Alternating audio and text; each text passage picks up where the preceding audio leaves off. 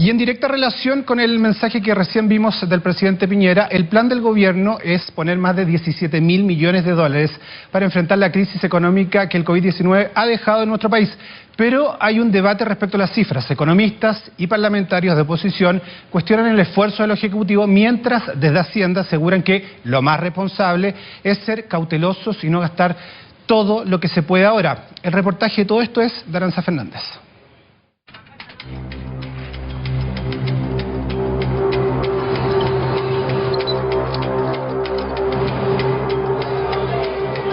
Inevitablemente la crisis sanitaria se ha convertido también en una económica. La apuesta del gobierno chileno es poner sobre la mesa más de 17.000 millones de dólares para poder enfrentarla, pero el Ejecutivo ha tenido que defenderse. Las críticas han llegado principalmente desde la oposición. ¿Es posible hacer un esfuerzo mayor como piden?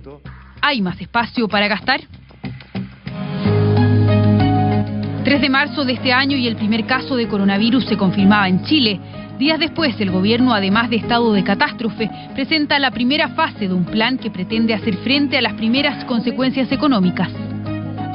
Este plan económico de emergencia va a fortalecer nuestra capacidad de enfrentar las necesidades sanitarias, económicas, sociales que la pandemia del coronavirus está significando. La idea, minimizar un golpe que ya se comenzaba a palpar en las calles.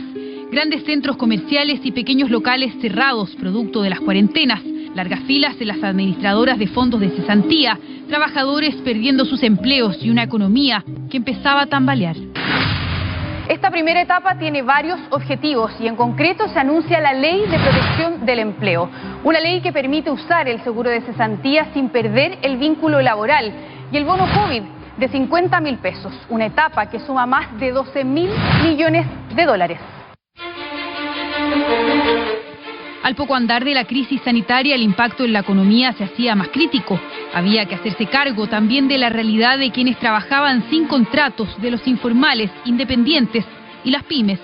A menos de un mes del primer anuncio, se pone en marcha la fase 2 del plan de emergencia del gobierno. Esta segunda fase crea un seguro para los trabajadores informales y una línea de crédito estatal para poder financiar créditos y evitar el riesgo de prestarlos a las pymes. En total, una etapa que suma 5.000 millones de dólares.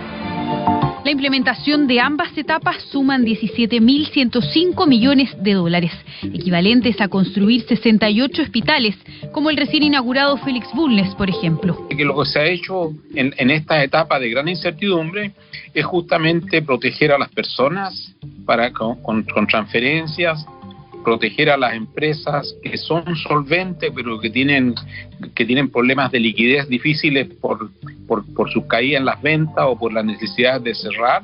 Para esta etapa es un tremendo esfuerzo para nosotros, porque con esto ya vamos a llegar a una deuda a fin de este año cerca del 33% del producto, una deuda bruta. Con todo, la estrategia del gobierno implica un alto déficit fiscal, el mayor en los últimos 30 años. El ministro Briones, en varias ocasiones, también en entrevista con el programa Mesa Central, lo graficó así. El déficit fiscal no es otra cosa, al igual que en cualquier familia, que la diferencia entre los gastos y los ingresos. ¿Qué es lo que le está pasando al fisco de Chile, al Estado de Chile? Lo mismo que cualquier familia. Sus ingresos se le están cayendo como piano, a tasas de 2 dígitos, y sus gastos están incrementándose para ir en apoyo de la emergencia como corresponde. ¿Tenemos que tener un déficit extraordinario? Claro que sí, como cualquier familia. Pero esto tiene límites, tiene bordes. Pero no todos comparten la política. Parlamentarios y economistas de oposición han criticado el actuar del gobierno, asegurando que esos límites son más amplios de los que se plantean. Si en una familia, uno de los miembros de la familia se enferma grave, se enferma muy grave, en mi caso personal, yo no me bastaría con lo que gano. Si necesito endeudarme porque quiero salvar esa vida y voy a hacer todo lo necesario para salvar esa vida, voy a terminar gastando mucho más. Eso me va a dejar endeudado.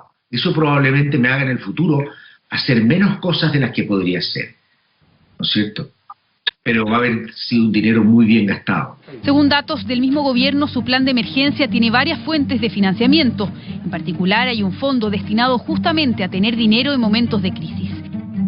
Del Fondo de Estabilización Económica y Social se pretende usar algo así como el 10% del total, y la crítica ha sido dura en este punto, porque para la crisis subprime de 2009 se usó casi la mitad.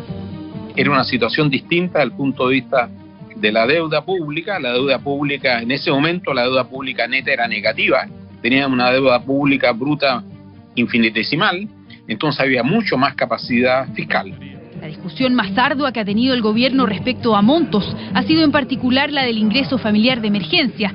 Desde la oposición han asegurado con fuerza que los 65.000 pesos por beneficiario es insuficiente. Tampoco apoya la disminución gradual. Todos sabemos que es insuficiente, podemos hacer mucho más. Ser bien crudo en decir que desde el punto de vista financiero el monto agregado de este proyecto es el que es. El gobierno acude con un ingreso e insiste con un ingreso familiar de emergencia que está por debajo de la línea de indigencia que define el propio Ministerio de Desarrollo Social, incluso va bajando mes a mes. Fue un tira y afloja que alargó más de lo que se pretendía la discusión y finalmente el acuerdo no fue posible. El camino que tomó el gobierno fue el del veto presidencial, con el que finalmente se aprobó el proyecto. Es sustantivo, es un esfuerzo grande que estamos haciendo y yo creo que eso no podemos perderlo de vista, porque además, Iván, y yo lo he dicho muy transparentemente y lo vuelvo a decir, acá nosotros no podemos quemar todos los cartuchos ahora. Y estoy guardando cartuchos. ¿Qué cartuchos? Mostremos todos los cartuchos. Y si la pandemia y todo esto dura 2 años, vamos a seguir guardando plata y no vamos a gastar en la pandemia en 2 años para el plan de reactivación. Ese es justamente el argumento del gobierno.